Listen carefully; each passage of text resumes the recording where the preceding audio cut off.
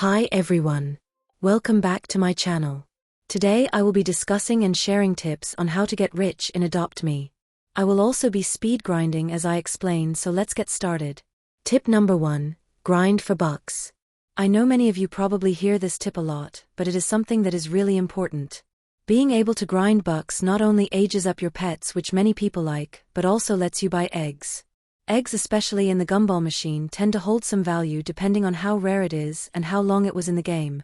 But being able to trade eggs for pets is a good starting way to expand your inventory.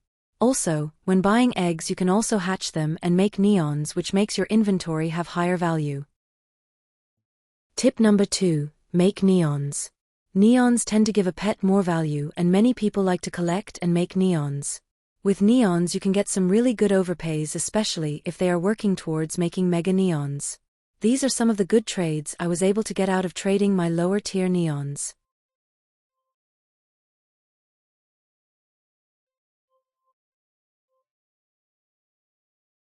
Tip number 3. Trading.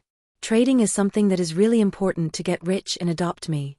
It helps expand your inventory and get out of game pets, which typically have more value than in-game pets. One thing that is really important in trading is to not be afraid to trade away your pets. For me, I find it hard, especially when I get offered a pet that I do not currently have in my inventory and I do not want to trade it away. But what I learned is that it is okay to trade away pets knowing you are going to get even better ones and grow your inventory. Finally, my last tip is know your values. I know many people say this tip as well, but it is something that is a big part of the game.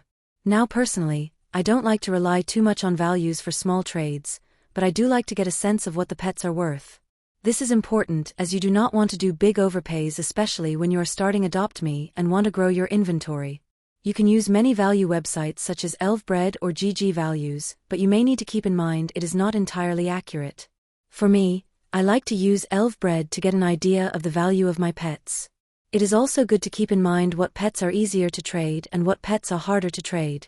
For example, the Zodiac Minion Chick. I know many players do not like this pet, and although it is a legendary, it is pet that is really hard to trade. These are my tips and I hope this helps. Thanks for watching my video.